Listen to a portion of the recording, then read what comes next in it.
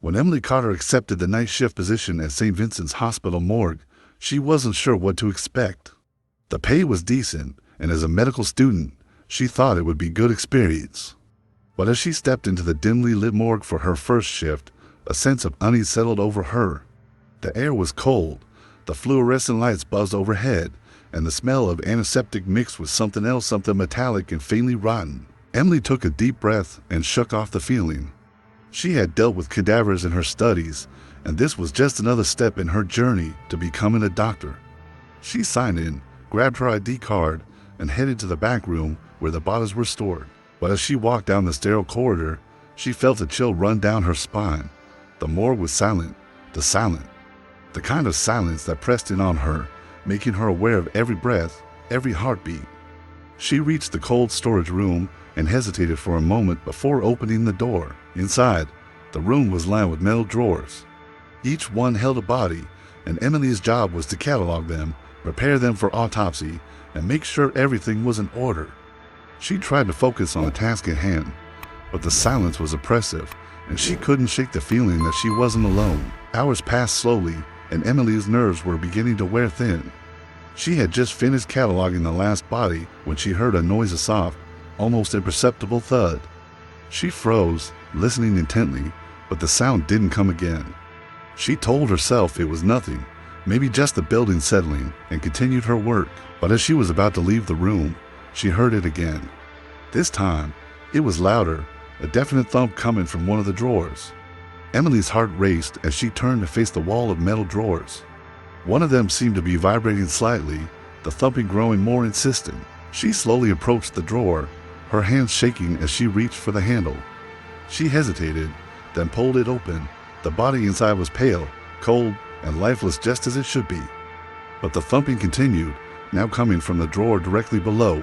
Emily stepped back, fear clawing at her throat.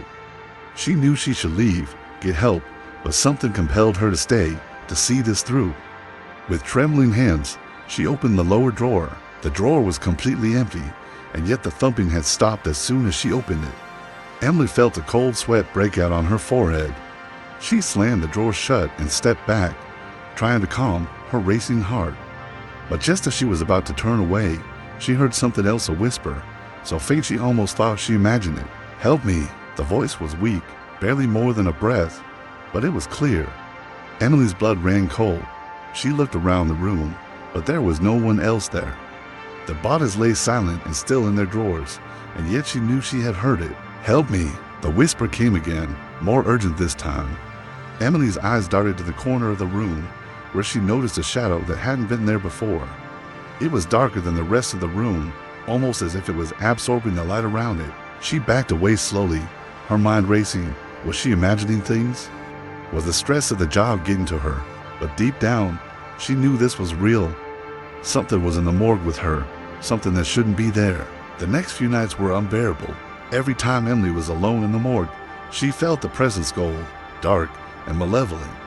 The thumping continued, always coming from different drawers, and the whispers grew more frequent, more desperate. "Help me, please." Emily started seeing shadows out of the corner of her eye, fleeting figures that disappeared the moment she turned her head.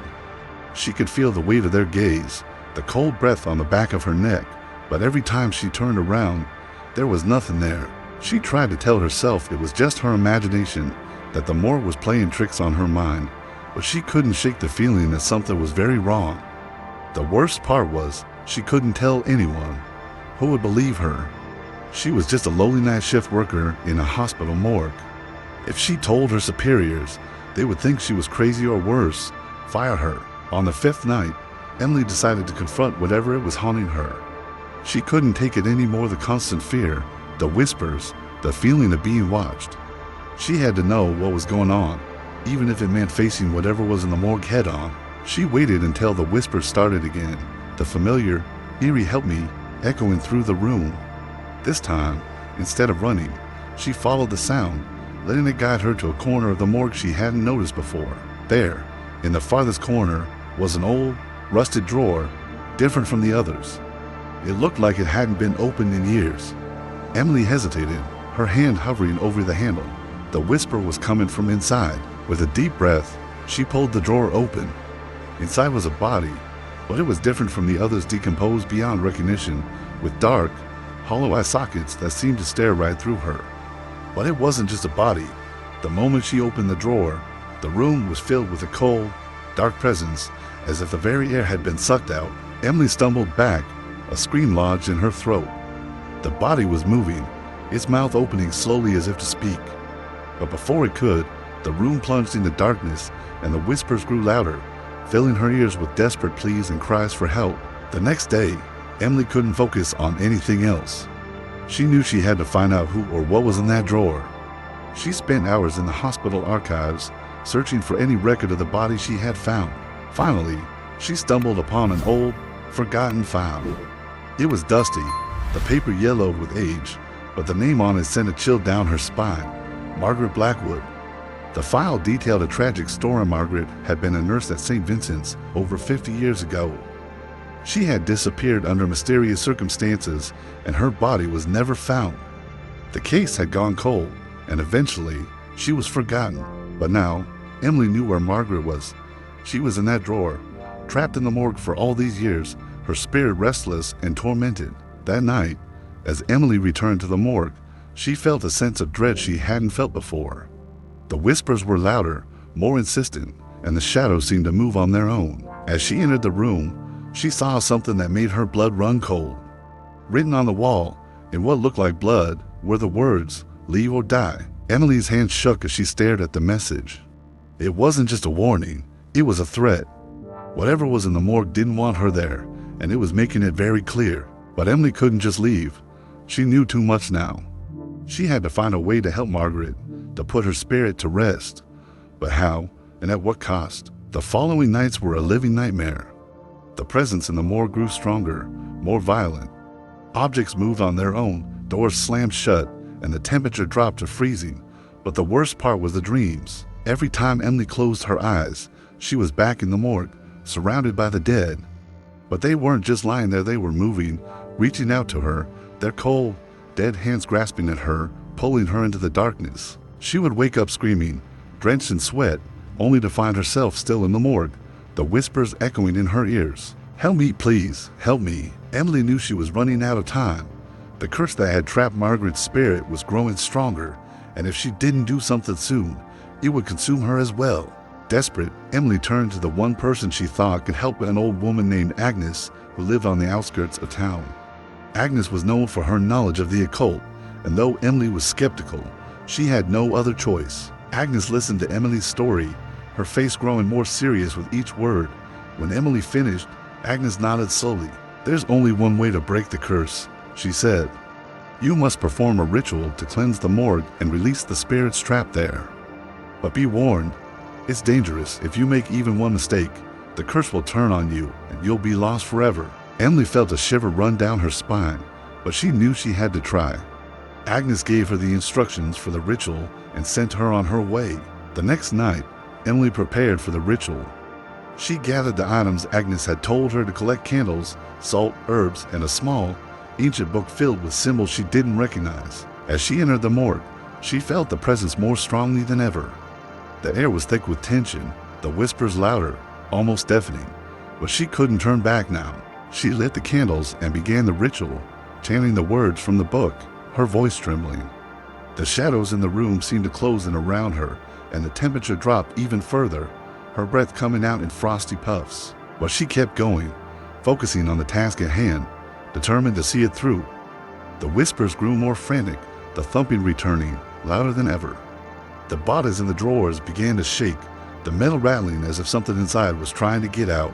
As Emily neared the end of the ritual, the presence in the room became almost unbearable.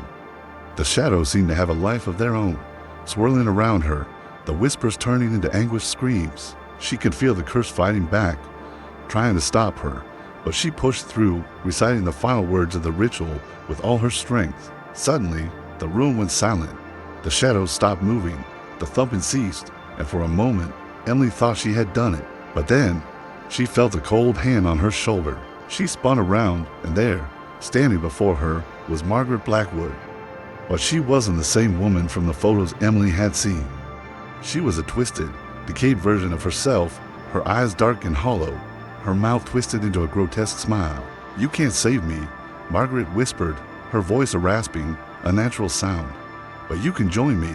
Emily screamed and stumbled back, knocking over the candles. The flames flickered out, plunging the room into darkness. She could feel Margaret's cold breath on her neck, her skeletal fingers brushing against her skin. Desperate, Emily grabbed the book and ran, the darkness closing in around her. She could hear Margaret's laughter, a haunting, echoing sound that seemed to come from all directions. She burst out of the morgue, the heavy door slamming shut behind her. The hospital was empty, silent, and she realized with horror that it was the middle of the night.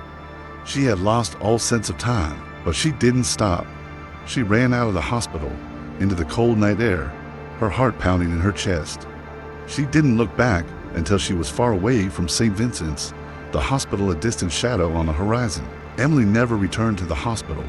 She couldn't. The memories of what had happened in the morgue haunted her every waking moment. She couldn't sleep, couldn't eat, and every time she closed her eyes, she saw Margaret's twisted face, heard her chilling laughter. She tried to move on with her life, but the fear never left her. She became obsessed with the supernatural, researching everything she could about curses, hauntings, and spirits. But no matter how much she learned, she couldn't find peace. A year passed, and Emily thought she had finally put the past behind her. She had moved to a new city, started a new job, and was trying to live a normal life. But the past has a way of catching up with you. One night, as she was walking home from work, she noticed something strange. The streets were empty, the air thick with fog. She could feel a chill in the air, a familiar sense of unease settling over her. And then, she heard in a soft, faint whisper, "Help me." Emily froze, her heart skipping a beat. She turned around, but there was no one there. Just the fog, swirling around her like a shroud. She tried to tell herself it was nothing, just her imagination playing tricks on her. But deep down, she knew the truth. Margaret Blackwood wasn't done with her. The whispers followed Emily everywhere she went. At first, they were faint, just a word or two in the dead of night. But as the days passed, they grew louder, more insistent. "Help me, please, help me." She couldn't escape them, no matter where she went. They were there, echoing in her ears, filling her mind with dread. The shadows seemed to grow darker, the air colder, and every time she looked in the mirror, she saw Margaret's twisted face staring back at her. Emily tried everything to get rid of the cursed prayers, rituals, even exorcisms, but nothing worked. The haunting was a part of her now, a dark shadow that would follow her for the rest of her life. One night, as Emily was lying in bed, she heard the whisper again. But this time, it was different. It wasn't a plea for help, it was a command. "Come to me." Emily knew what she had to do. She couldn't keep running from her past. She had to face it, once and for all. She got out of bed and grabbed her coat, her hands shaking as she made her way to the door. She knew where she was going, and she knew what she had to do. The hospital was abandoned now, a forgotten relic of the past. The windows were boarded up, the doors chained shut, but Emily knew a way in. She had been here before. After all, she made her way through the dark, empty halls, her footsteps echoing in the silence. The air was thick with dust and decay, the smell of death lingering in the air. As she approached the morgue, she felt a familiar sense of dread. But she pushed through it, determined to see this through.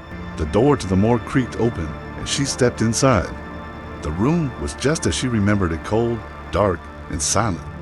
The drawers were still there, lined up against the wall, and in the corner, she saw the old, rusted drawer where she had found Margaret's body. But this time, there was something else. Standing in the middle of the room was Margaret Blackwood.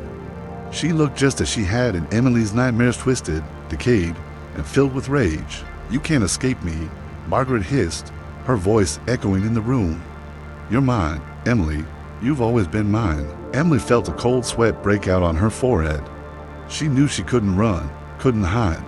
This was the end, but she wasn't going down without a fight. She pulled out the book Agnes had given her and began reciting the ritual again, her voice shaking but strong. The shadows in the room seemed to come alive, swirling around her, but she kept going, determined to finish what she had started. The darkness was gone, the shadows had vanished, and the cold, oppressive presence in the room was no more. All that was left was a soft, warm light, filling the room with a sense of peace. Margaret was gone. Emily fell to her knees, tears streaming down her face. She had done it. She had finally put Margaret's spirit to rest. Emily never spoke of what happened in the morgue. She left the city, changed her name, and started a new life. But the memories never left her. Every night, she would lie in bed, listening to the silence, waiting for the whispers to return. But they never did. Margaret was gone, but the scars she left behind would never heal. And every time Emily closed her eyes, she would see the morgue, the cold, dark room where she had faced her worst nightmare. But she had survived. She had won, and that was enough.